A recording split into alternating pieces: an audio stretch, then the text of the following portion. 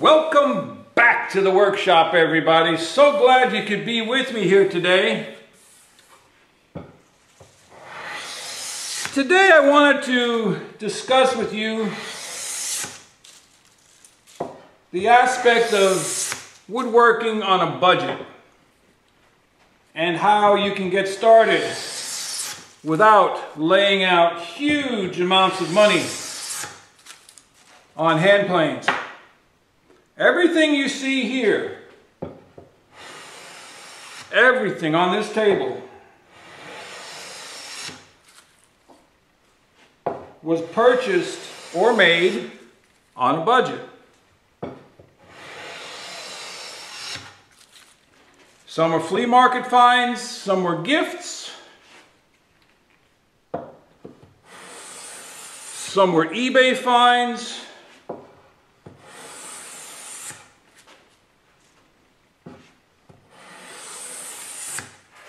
and they're all wooden body, and they all perform perfectly. Okay? Now, you're all thinking, well, sure, Walter, you have all of those. I don't have anything. Well, that's okay. You got to start somewhere. Now, for me, it all began with this plane. This is an ECE Gents plane, G-E-N-T-S, Gents plane. This was given to me about 38 years ago. I've dropped it and it still works fine. It's a single blade or a single iron, meaning there's no chip breaker.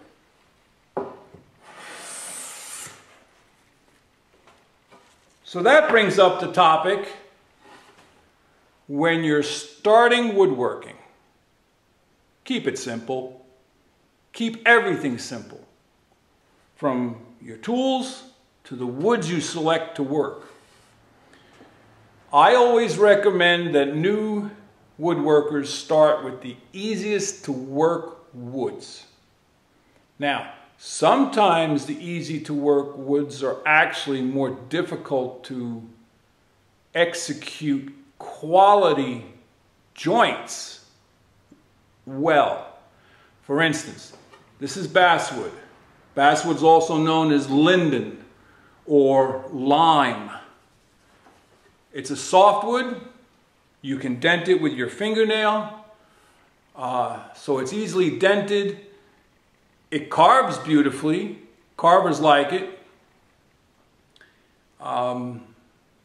It's sometimes used in wood turning, but usually wood turning that's going to be carved. And then it's a very bland wood.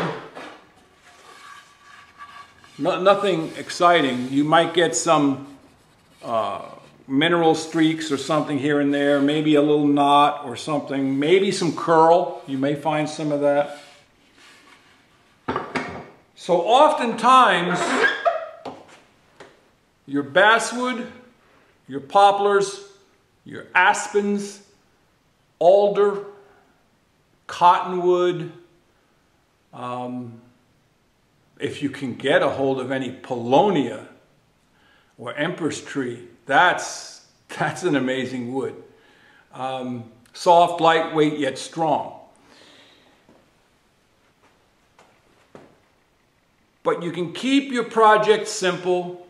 Something like this, basswood, for me, I used to use it early on for jewelry boxes because I would veneer them. I could get a hold of a piece of veneer that was thrown away or scrap, or just little pieces, and I could make a little jewelry box and veneer it. Okay? So you never see this wood ever again. It gets covered. But by going with simple woods, you can go with simple tools. And remember, we always talk about this, but basically a plane is nothing more than a chisel held in a block. So if you don't have a plane, you could make one to hold a chisel. And yes, it will work. And we will get back to this concept of making a plane without a plane. But it doesn't matter which plane you choose.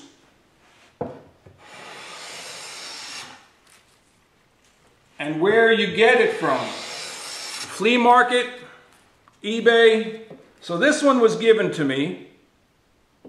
This one I picked up on eBay at some crazy low price. I don't remember exactly, but let's say it delivered to my door 5-10 years ago was under 20 bucks. This little block plane was a little bit more, but it was brand new. Brand new, never been used. So this was maybe, I think, $25 or $30. So if you had something like this that you even went out and bought and paid, I don't know what the going rate is for one of these, but if you bought one brand new, you can then take this and build other planes. And you've all seen my oak plane. We've got an oak sole, oak sides, maple body. And then there's the old maple, made the same time that I'm slowly working on shaping it a little bit more. This one I have a fairly large open mouth, but it's no different than the ECE. Both of them are about the same. That's so you can get big shavings or little shavings. So I use this one a lot as a jack plane.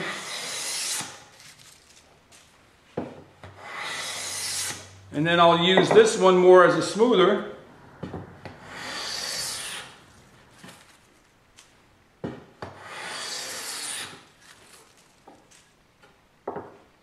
But it's woodworking on a budget. There's no iron body planes to restore.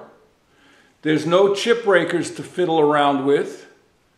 No rust to deal with. No problems with the planes rusting in humid weather like it is right now. And they work just fine. And that all stems on finding irons, okay? This one is an Ulmia brand, also a German brand. These are German. This is English. But this is actually a new old stock toothing plane. Don't know if you can see the grooves in it. Try to get it to you. I'm not sure how many there are, but I'd probably say there's 16, 20 per inch, maybe more. There's V grooves in this side, so that when you sharpen it, you got alligator teeth. And what this is used for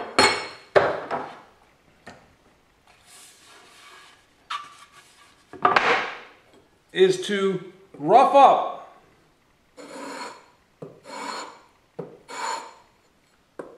the surface of a substrate that you're going to veneer. I don't know if you can see that. The difference between this area in here and then a polished area back here. So what you would do is you would build a plane that holds this more vertical. Okay, I'm not sure the angle yet. I'm not sure if I'm at 90, 80, or leaning forward. I'm not sure yet. I'm going to go look on Ulmia's site and see how they have theirs set up. So what you do is you take your substrate or your box or your drawer front or your door panel and you rough it up. Then you take your veneer on the other side and you do the same to that. Lightly scarify that. So what happens is you've got these little fibers sticking up now, and you've got these little fibers from the veneer, back of the veneer. When you put hot glue, or any kind of glue, but basically hot glue, those interlock and they don't slide. like a smooth surface would slide. And then usually you hammer veneer it, which is a wide narrow blade that you squeegee. It's more like a squeegee. You squeegee it out. And that's what the toothing plane is for. So I'm going to have to build one of them. I'll probably look for a good hard piece of wood, something that will be more of a permanent tool, as opposed to like the tulip poplar that we made the temporary or the low-cost jointer. So keep it simple. You want to start woodworking? Keep your tools simple, keep your wood simple. And have fun. The more difficult you make it, the less fun it is. But as you can see, all of these planes came in on a budget. A little bit of cleaning on the old one, a little bit of sharpening, had to deal with some rust, but these were brand new. Even though I got these two on eBay, they were new in box. There's a lot of tools out there people buy. I have some. I'm going to be selling a whole pile of tools that I'm not using. I'm just going to sell them. So you might start seeing some videos of tools that I'm putting up for sale.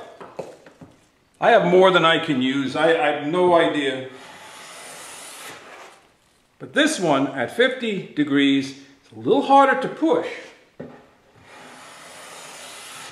But the way it's built with the lignum vitae sole, that's hard. That's one of the harder woods in the world. So you could use this on hard rock maple, white oak, some of the exotics, anything softer than the lignum vitae, and this will not wear out. So that's about it. I hope you found something useful. If not, hopefully something entertaining. Give it the old thumbs up, and I hope you're subscribed. We've got more coming, more videos in the old noggin up here. I've got things I'd like to share with you. Head out to your shop. Go make some shavings. Walter out.